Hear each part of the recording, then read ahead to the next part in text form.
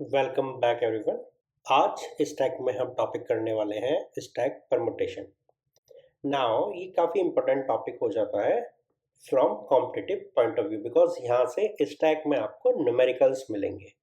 कभी कभी ऐसा होता है कि गेट क्वेश्चन पूछ लेता है, आपसे बोला जाता है कि भाई मुझे ना ये न्यूमेरिकल बताओ हो पाएगा या नहीं स्टैक से, एंड ऐसा प्रेडिक्टेड नहीं है कि कितने नंबर का आएगा, या तो एक या दो नंबर का एक न्यूमेरिकल आ ही जाता है। नाउ स्टैक परमुटेशन का जो कॉन्सेप्ट है वो बहुत ही सिंपल है। आपके पास में एक स्टैक दे रखा है, लेट से मेरे पास में ये एक स्टैक की सीरीज है 1 2 3, ओके। एंड आपको फिर इससे बताना है कि जो स्टैक की सीरीज है, लेट से मेरा एक इनपुट सीक्वेंस है 1 2 एंड 3, इस इनपुट सीक्वेंस से क्या मैं पॉसिबली एक आउटपुट सीक्वेंस बना सकता हूं जो कि ऐसा देखिए 3 2 1, ठीक है। इस टाइप के क्वेश्चन होते हैं कि मेरे पास में एक स्टैक की सीरीज दे रखी है, क्या उससे दूसरे स्टैक की सीरीज बना पाता हूं मैं या नहीं। ऐसा मैं क्यों कह रहा हूं, बिकॉज स्टैक अगर आप डेटा स्ट्रक्चर के तौर पे यूज कर रहे हो तो उसके साथ में ना कुछ रिस्ट्रिक्शंस आती हैं। वो रिस्ट्रिक्शंस क्या मेरे सीक्वेंस को क्रिएट होने से रोक रही हैं? अगर हाँ, तो परमुटेशन पॉसिबल नहीं है। अगर वो उसे क्रिएट होने दे रही हैं तो हाँ, परमुटेशन पॉसिबल है। इसका सिंपल सा दो स्टेप का आंसर होता है कि भाई पहले ना मैं जो इनपुट सीक्वेंस है उससे आउटपुट सीक्वेंस निकालने की कोशिश करूंगा with following two steps. Step 1 कि भाई मैं पुश ऑपरेशन करूंगा, एंड स्टेप 2 कि भाई मैं पॉप करूंगा एंड प्रिंट करूंगा। ये दो बेसिक ऑपरेशन मैं परफॉर्म करूंगा। स्टेप 1 पुश करना है, स्टेप 2 पॉप करना है एंड प्रिंट करना है। तो मैंने अभी इनपुट सीक्वेंस क्या लिया था, दैट इज 1 2 एंड 3। अब देखो मेरे पास में स्टैक है पॉप एंड प्रिंट 1। इसके बाद में जो स्क्रीन है वहां पे क्या प्रिंट हो जाएगा, लेट से ये मेरी स्क्रीन है 1 प्रिंट हो गया। अब मैं कहता हूं पुश 2 पॉप एंड प्रिंट 2, तो 2 प्रिंट हो गया। पुश 3 पॉप एंड प्रिंट 3, हाँ जी। तो देखो जो मेरा पर्टिकुलर इनपुट सीक्वेंस था उससे मेरा आउटपुट सीक्वेंस क्रिएट हो गया। अभी मैं इसमें करूं पुश 1 पुश 2 पुश 3, तो इस पॉइंट पे क्या है, केवल 1 है। इस पॉइंट पे क्या है, 1 एंड 2 है। इस पॉइंट पे क्या है, 1 2 एंड 3 है। एंड निकलना कहां से, इधर से निकलना है, राइट। तो अगर मैं ऐसा करता हूं तो अब मेरे पास में देखो रिस्ट्रिक्शन क्या है कि मैं यहाँ पे पॉप क्या कर पाऊंगा, पॉप एंड प्रिंट इस पॉइंट पे 3 ही हो पाएगा। तो जो मेरा नया सीक्वेंस बनेगा प्रिंट होने के बाद वो 3, फिर क्या होगा पॉप एंड प्रिंट 2, यहाँ पे 2 आ गया। फिर पॉप एंड प्रिंट 1, यहाँ पे 1 आ गया। तो मैंने वही कहा था कि देखो आउटपुट सीक्वेंस क्या 3 2 1 पॉसिबल है, और यहाँ पे हमें क्या दिखा 3 2 1 पॉसिबल है।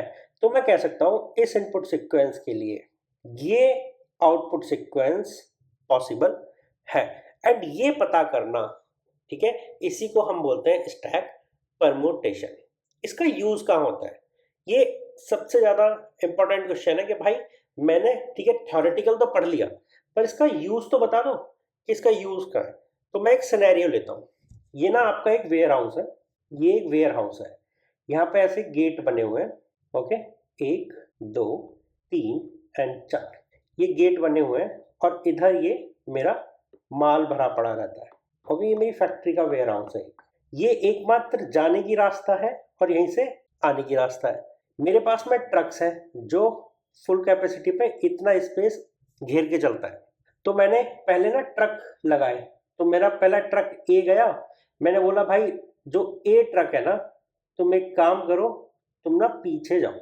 तो मैं कह रहा हूं कि आप ना पीछे जाओ। तो ए को मैंने यहाँ पे पार्क कर दिया, ठीक है। अब मेरे पास में बी आया, बी को मैंने यहाँ पे पार्क कर दिया, ये मेरा बी ट्रक है। मैंने सी आया, सी को मैंने यहाँ पे पार्क कर दिया, एंड फिर मेरा डी आया, मैंने डी को यहाँ पे पार्क कर दिया। अब आप बताओ जो एग्जिट सीक्वेंस है ट्रक की वो क्या होगी। सबसे पहले डी निकलेगा, हाँ, फिर सी निकलेगा, हाँ, फिर बी निकलेगा, हाँ, फिर ए निकल सकता है, हाँ। तो दूसरा देखो, अभी मान लो t इक्वल्स टू 0 पे मेरा a आया था, t इक्वल्स टू 1 पे मेरा b आया। अभी तक c और d नहीं आए, तो मेरा यहाँ पे b निकल जाएगा भर के, लेकिन ये कब निकला, t इक्वल्स टू 2 पे निकल गया।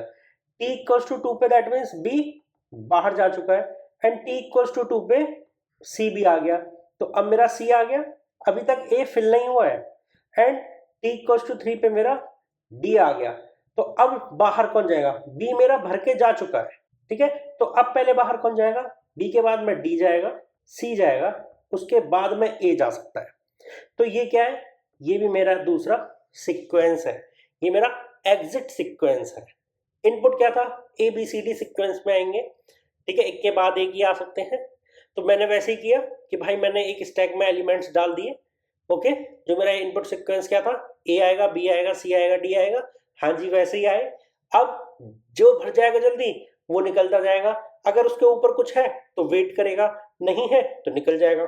तो बी के ऊपर कुछ नहीं था, बी भरा निकल गया, सी आया तो उसने ए को वहीं पे अटका के रखा, फिर डी आ गया, ओके। तो निकलेगा पहले कौन, डी, फिर सी, फिर ए। तो ये भी मेरा एक आउटपुट सीक्वेंस हुआ, जिसको हम कहेंगे परमुटेशन ऑफ स्टैक, ठीक है।